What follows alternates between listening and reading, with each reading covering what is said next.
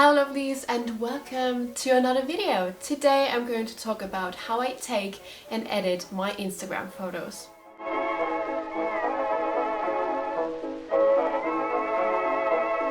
So I'm active on Instagram for quite a few years now actually, but I only started posting regular content 2 years ago. And over those past 2 years, the account has grown so much, which is absolutely insane. We are now at 173,000 followers, which is still absolutely crazy to me. And for all of those who don't know my account, I focus mainly on vintage inspired fashion. So I post a lot of outfit inspiration, portraits, and basically everything that is vintage related.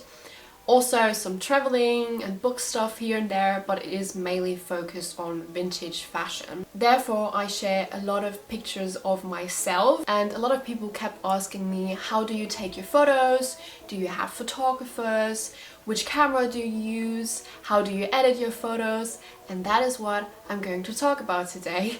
But before I'm going to start, I want to very quickly talk about today's sponsor, which is Skillshare. So Skillshare is an online platform full of online classes where you can learn new skills, and you have classes in categories like photography, video editing, filming, illustrating, animation, business, and loads of other stuff. I've been trying it out over the past few months to get a little bit better with my photography and also with my editing skills for YouTube, and I learned quite a lot and I really enjoy the platform. You can get a premium membership on Skillshare for only $8, but if you're not really sure and you just want to try it out and see how it is, I actually have a link for you guys, which I will put down below into the description, where you can try out Skillshare for completely free for 2 months, and after those 2 months you can decide if you want to stay or if you want to leave. So I think that's quite good, isn't it? Thanks to Skillshare, and I would say we're now going to continue with my Instagram behind the scenes. We're going to start with the tools, which is probably the most important thing. So the camera that I use is a Canon EOS M50, and I use 2 lenses. First of all, the kit lens, which just comes with the camera, which is 50mm to 45mm, and the second lens that I use is a 40mm lens, and that is actually the lens that I use for most of my photographs, just because it has an absolutely amazing depth of focus. I will put a picture in here so you can see how it looks with this lens. It's absolutely amazing. I love it. And what I love about this camera is that I can actually connect it with my phone. As you can see right here, it's currently connected with my phone and I can see what is happening. That makes it very easy to take pictures of yourself, which I will show you later on. But that is basically my remote button. This is the camera that I'm using since October. Before that, I very often used my phone, which is the Samsung Galaxy S7 Edge, and I honestly think that you can also make very good photos with your phone. A lot of phones these days have very good cameras. Just to give you a little example, a photo with my phone and with my camera, I mean, you can obviously see the difference, but I think both of these photos are very nice, so yeah. Then the second tool, which is absolutely important, especially if you want to take pictures of yourself without any help, is a tripod.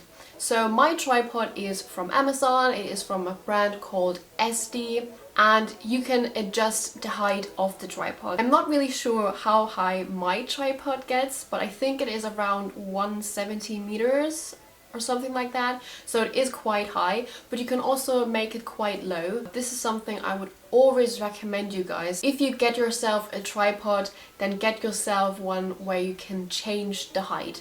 This will make everything so much easier. The last tool that I have are lights. I always try to work with the daylight as much as I can, but sometimes, especially during the darker season of the year, you need some lights, especially inside, and that is why I got myself a softbox. Mine is just from Amazon. It was very affordable. It's nothing crazy. I probably get myself some other lights in the future, But for the beginning, I think it is very good to work with and you can do quite a lot of things with it. But yeah, these are the tools that I use.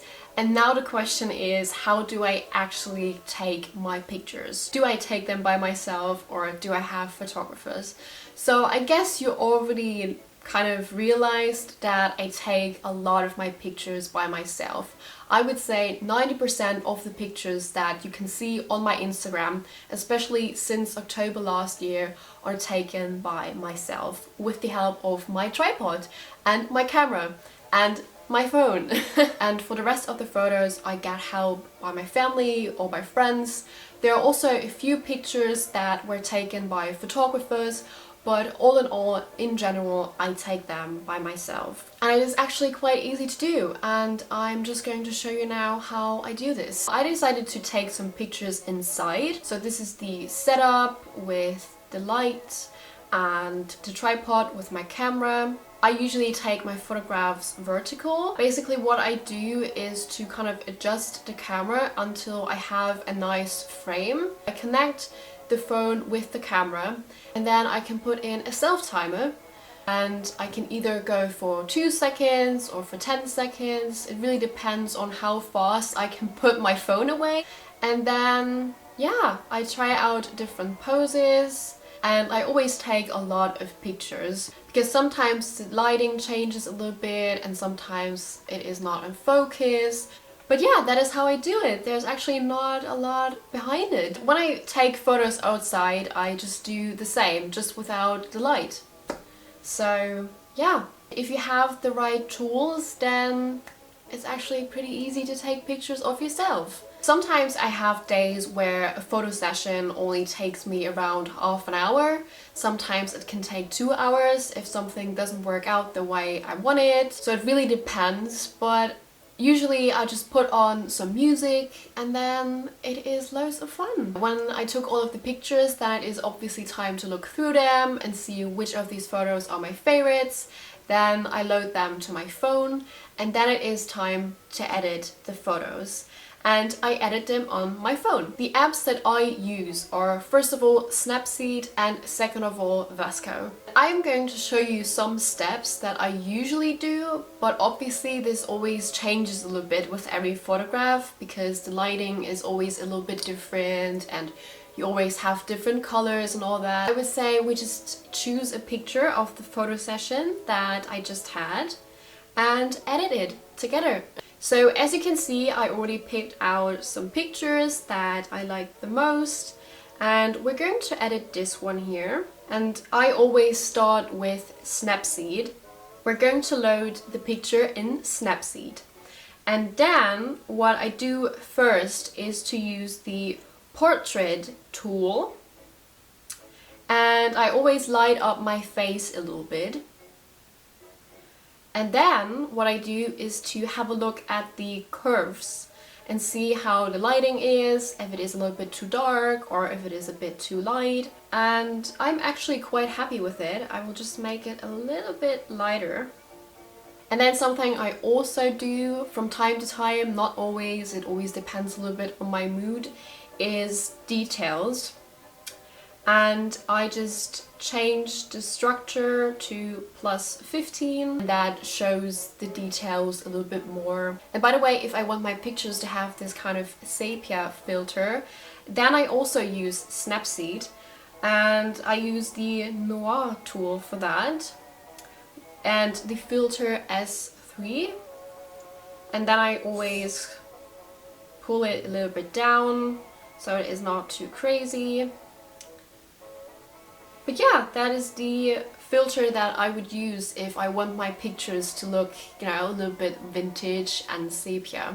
But that's not what I want today. Today I want my picture to be in color. These are the steps that I would do with Snapseed. And now we're coming to VSCO. So I'm going to save that photo now and open it in VSCO. By the way, both of these apps are free. The thing with VSCO is that you can buy a membership over there, which is I think around 21 euro per year, and I have that membership, so I have a few filters that are not free. So we're going to open the picture in VSCO.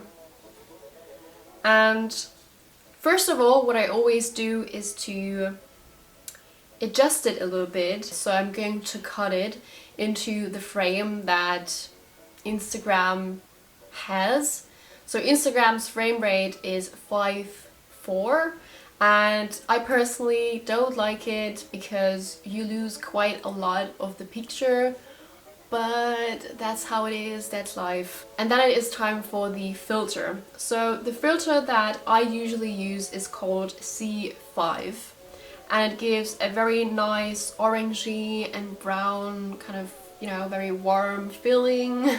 I always turn it a little bit down to like around, well, 7 or 8. It always depends on the photo. And then what I also like to do is to adjust the temperature, because again, I like my photos to be warm and cozy. So I'm going to put the temperature today to +1.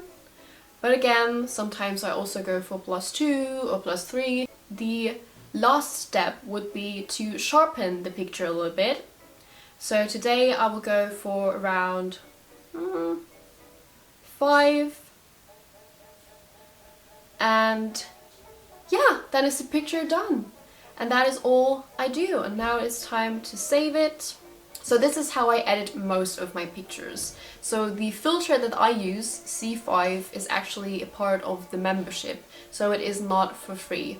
But if you still want to use VSCO, there are also a lot of other free filters.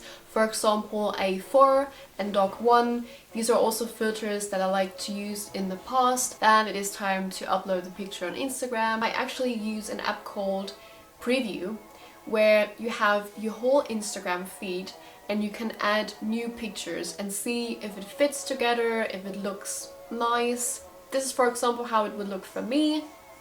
I think it fits very well into my feed. That's it. That's how I do it. That is the secret behind my photos.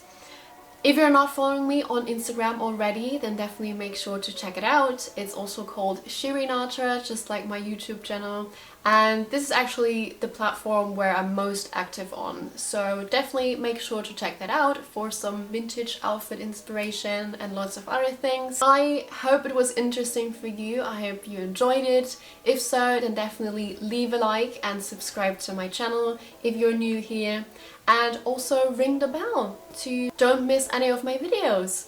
I wish you a wonderful rest of the day, and I will hopefully see you in one of my next videos. Bye!